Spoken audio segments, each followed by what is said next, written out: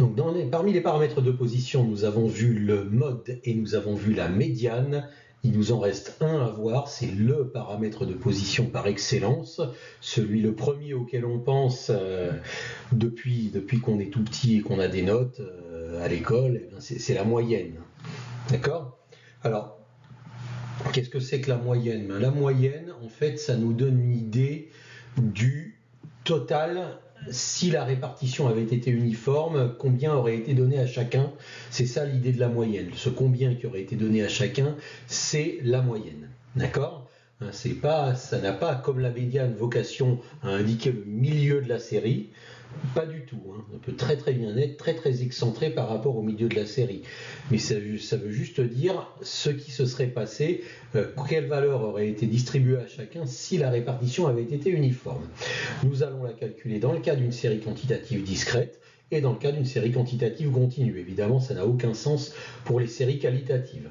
Alors, pour la série quantitative discrète, je vous rappelle que nous avions demandé à tous les habitants d'un quartier combien ils avaient de voitures et qu'ils nous ont répondu ce que vous voyez dans ce tableau des effectifs-là. Donc, vous avez par exemple 215 clients qui ont répondu qu'ils ont 215 personnes, ce ne sont pas des clients là, qui ont répondu qu'ils avaient une seule voiture.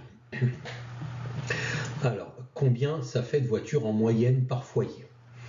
Alors, nous allons d'abord voir quel nombre total de foyers. Nous allons calculer l'effectif total. Donc c'est 57 plus 215 plus 203 plus 48, ça nous fait 523 foyers interrogés au total. C'est l'effectif total, on l'avait déjà fait dans une vidéo précédente, je ne reviens pas dessus. Et maintenant, le calcul de la moyenne. Qu'est-ce que c'est que la moyenne ? La moyenne, en fait, quand vous avez une série de nombres, vous additionnez tous les nombres et vous divisez par la quantité de nombres que vous avez, ça vous donne la moyenne.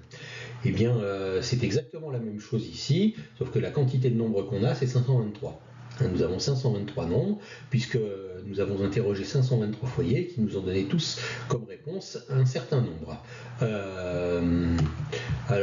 Par exemple, vous avez 57 personnes qui vous ont répondu 0 voiture. Donc, ce 0 avec un 57 en dessous, il veut dire c'est une suite de 57 zéros en quelque sorte. Ce sont les 57 personnes qui vous ont répondu 0. Voilà, 1, 2, 3, etc., jusqu'à la dernière et la 57e personne qui vous a répondu 0. Ensuite, vous avez 215 personnes qui vous ont répondu 1, etc. Donc, une première, une deuxième personne qui a répondu 1, voilà, etc., jusqu'à la 215e personne qui a répondu 1. Ensuite, vous avez 203 personnes qui ont répondu 2, donc il y a une personne qui a répondu 2, une autre personne qui a répondu 2, etc. Jusqu'à la 203e personne tout au fond là-bas qui a répondu 2, et toutes les autres personnes ont 3 voitures, donc vous avez une personne qui a répondu 3, 2 personnes qui ont répondu 3, etc., jusqu'à la 48e personne qui a répondu 3, et ça vous fait le total des 523 personnes. Et pour calculer la moyenne, la moyenne que vous calculez, c'est la moyenne en fait de tous ces nombres-là. En fait, pour calculer la moyenne, il faut additionner ça, toutes les valeurs de toutes les réponses de tout le monde. Moi, je ne vais pas tout écrire. Et ce total-là, le diviser par 523. C'est ça qui nous donne la moyenne. D'accord ? Eh bien, donc c'est très très long et très fastidieux d'additionner comme ça 523 nombres. Il y a peut-être plus rapide à faire. Au lieu de faire 0 plus 0 plus 0 plus 0 57 fois, il n'y a qu'à écrire que c'est 0 fois 57. 0 multiplié par 57. Au lieu de faire 1 plus 1 plus 1 plus 1 plus 1 comme ça 215 fois, on va dire que c'est 215 fois 1, 215 multiplié par 1. Au lieu de faire 2 plus 2 plus 2 plus 2 plus 2 sans arrêt comme ça pendant 203 fois, on va dire que c'est 203 multiplié par 2, ou 2 multiplié par 203. Mais de la même manière, on va dire que le total de tous les 3, c'est 3 fois 48. Donc 48 fois 3, pour correspondre un peu mieux à l'histoire, et que tous ces totaux-là, on va les diviser par la quantité de nombres qu'on a. La quantité de nombres qu'on a dans cette série-là que j'entoure, voilà, dans la quantité de nombres qu'on a, c'est 523 nombres. Donc tout ça, on va le diviser par 523. Et c'est ce qui nous donne la formule de calcul. On a 57 fois 0. On a 57 fois 0.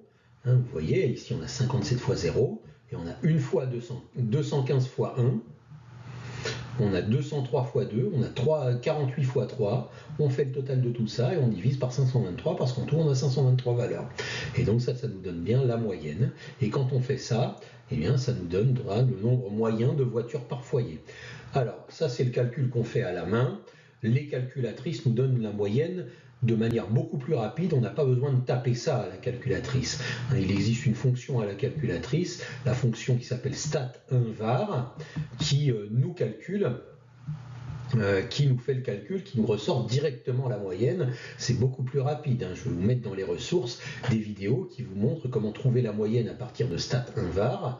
De manière extrêmement simple, vous rentrez le tableau dans la calculatrice et elle vous sort directement la moyenne. D'accord? Donc en pratique, si vous avez une calculatrice, vous n'effectuerez pas ce calcul, et si vous avez un tableur, vous n'effectuerez pas ce calcul non plus, vous le programmerez au tableur.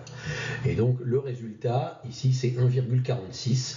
Donc on va dire que dans ce quartier, il y a en moyenne 1,46 voitures par foyer. 1,46 voitures par foyer en moyenne. Donc vous voyez la moyenne, ce que ça nous enseigne sur la moyenne, c'est que la moyenne est une valeur théorique. Il n'y a pas un seul foyer qui a exactement une voiture, 46, puisque les nombres de voitures sont entiers, mais la moyenne, elle, étant une valeur théorique, peut très bien être un nombre décimal. Il n'y a pas à s'offusquer que ce ne soit pas possible d'avoir exactement 1,46, c'est une moyenne. Autre enseignement sur lequel je n'ai pas insisté, j'aurais pu le dire avant, la notation mathématique de la moyenne. La moyenne se note x avec une barre au-dessus, x bar. D'accord, si x est le nom de la série statistique que vous étudiez, on met une barre au-dessus pour indiquer la moyenne. Voilà, donc voilà comment on calcule la moyenne pour une série quantitative discrète. Il me reste à vous la montrer pour une série quantitative continue. Donc voilà la série quantitative continue que nous avons étudiée, avec les dépenses des clients dans un magasin. Nous voyons par exemple que 258 clients ont dépensé entre 0 et 50 € dans le magasin que nous avons étudié. Et nous aimerions connaître le montant moyen des achats des clients. D'accord ? Alors là, si on essaye de faire comme pour les séries discrètes, on a un problème. Parce que pour les séries discrètes, on a fait 0 fois 57, 1 fois 215, 2 fois 203. Et là, j'ai pas une valeur ici à multiplier par 258, j'ai un intervalle. Je ne peux pas multiplier un intervalle par 258. Donc comment est-ce que je m'y prends? Eh bien, l'idée, ça va être de prendre la valeur centrale de cet intervalle. Comme je n'ai pas un nombre ici, je vais remplacer cet intervalle par la valeur centrale, la valeur qui est au milieu de cet intervalle. Voilà, donc pour les séries quantitatives continues, je vais prendre comme valeur, comme j'ai un intervalle, je vais prendre le centre de l'intervalle, le centre de chaque classe, c'est-à-dire la moyenne des extrémités. Donc là, je vais rajouter une ligne au-dessus qui va me donner le centre des classes. Donc voilà, entre 0, c'est très facile, c'est la valeur, quelle est la valeur qui est exactement au milieu entre 0 et 50? Eh bien, c'est 0 plus 50 divisé par 2, c'est la moyenne entre 0 et 50, c'est 25. Donc on va faire comme si, tous les clients avaient dépensé 25 €. C'est le même, ça revient aussi à faire comme si la dépense des clients, des 258 clients, se répartissait uniformément entre 0 et 50 €. Ça revient mathématiquement au même que de faire comme si les 258 clients avaient tous dépensé 25 €. D'accord ? Donc c'est un cas dont on se dit, à défaut d'informations complémentaires, qui doit certainement se rapprocher de la réalité. Donc on remplace l'intervalle 0,50 par la valeur 25. Essayez de faire la même chose pour les 3 autres intervalles, de les remplacer par le centre de leur classe. Ça y est, on va vérifier. Quelle est la valeur du milieu entre 50 € et 200 €? La valeur du milieu, c'est 50 plus 200 divisé par 2, la moyenne entre 50 et 200, et c'est 125 € qui se trouve pile au milieu. Donc on va faire comme si tous les clients de cet intervalle avaient tous dépensé 125 €. Le troisième centre de classe, c'est la moyenne entre 200 et 500, et donc c'est 350 €. Et le dernier, c'est la moyenne entre 500 et 1000, c'est donc 750 €.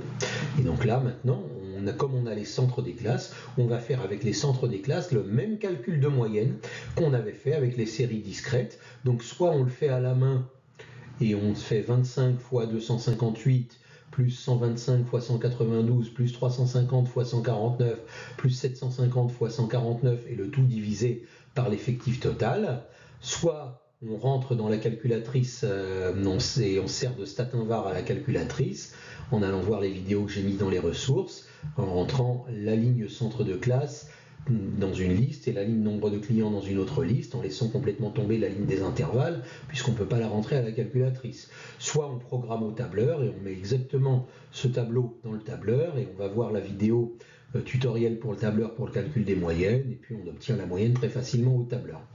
Voilà donc comment on fait.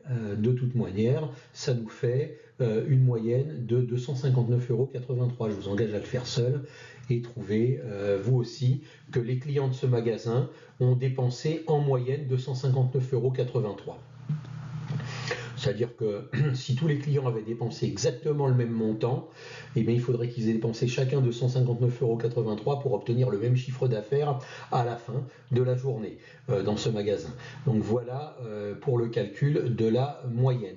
Une petite remarque, dans la vidéo précédente, on avait calculé la médiane en faisant une interpolation linéaire. C'était un petit peu plus long, mais on avait trouvé que la médiane de cette dernière série, c'était environ 140 €. Donc vous voyez, il y a quand même une différence assez énorme entre la médiane de 140 €, c'est-à-dire que la moitié des clients ont dépensé moins de 140 €, et la moyenne qui n'est pas du tout 140, qui est 259,83 €. Parce que la moyenne est vraiment beaucoup plus haute que la médiane. Pourquoi ? Parce que vous avez cet intervalle-là qui est très supérieur et qui vous tire la moyenne vers le haut. Et puis par contre, le fait que cet intervalle-là soit très au-dessus de la médiane, ça ne change absolument rien à la valeur de la médiane, puisque ce qui compte dans la médiane, c'est qu'il y ait 149 clients. Je vais vous illustrer ça dans un dernier petit exemple qui vous montre bien la différence entre moyenne et médiane. Regardez, je vais mettre 3 nombres ici. Je vais mettre le nombre 4, ensuite je vais mettre le nombre 5, et ensuite je vais mettre le nombre 6. D'accord ? Voilà. Quelle est la moyenne de ces 3 nombres ? La moyenne de ces 3 nombres, c'est 4 plus 5 plus 6 divisé par 3, et on voit bien que ça fait 5. D'accord ? La moyenne de ces 3 nombres, c'est 5. Quelle est la médiane de ces 3 nombres ? La médiane de ces 3 nombres, c'est la valeur du milieu, donc c'est aussi 5. Donc cette série a une moyenne de 5 et une médiane de 5. Maintenant, je vais la changer un petit peu. Je vais effacer le 6. Je vais remplacer le 6 par une autre valeur. Et on va voir ce que ça fait à la moyenne, on va voir ce que ça fait à la médiane. Je remplace le 6 par 10 000.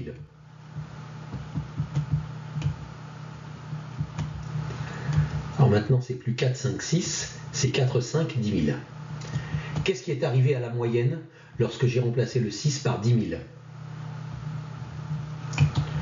Vous voyez ce qui est arrivé à la moyenne ? La moyenne, elle est plus de 5 du tout. La moyenne, elle a bondi. Donc la moyenne, elle est même assez proche de 10 000. Elle est quelque part par là, la moyenne. Je vais mettre X bar pour indiquer que c'est la moyenne. Donc vous voyez, le fait d'avoir remplacé 5 par 10 000, ça a vraiment extrêmement influencé la moyenne qui a monté en flèche. D'accord ? Qu'est-ce qui est arrivé à la médiane ? La médiane, c'est le nombre du milieu dans la série. Et la médiane, il lui est rien arrivé du tout. La médiane, elle est toujours de 5. Donc là, vous voyez, remplacer le 6 par 10 000, ça a fait exploser ma moyenne, mais par contre, ça n'a rien fait à la médiane. La médiane ne s'occupe pas, en fait, de savoir si on a de très grosses valeurs qui tirent la moyenne vers le haut. Au contraire. Donc je pense qu'en regardant ce petit exemple-là, si on n'avait pas bien compris la différence entre moyenne et médiane, on le voit tout de suite. Donc voilà. Ce qu'il faut savoir sur les moyennes et ce qu'il faut savoir sur la différence avec les médianes, et ça termine ce que j'ai à dire sur les paramètres de position. Il nous restera à voir, pour terminer les statistiques descriptives, les paramètres de dispersion qu'on verra dans les vidéos suivantes.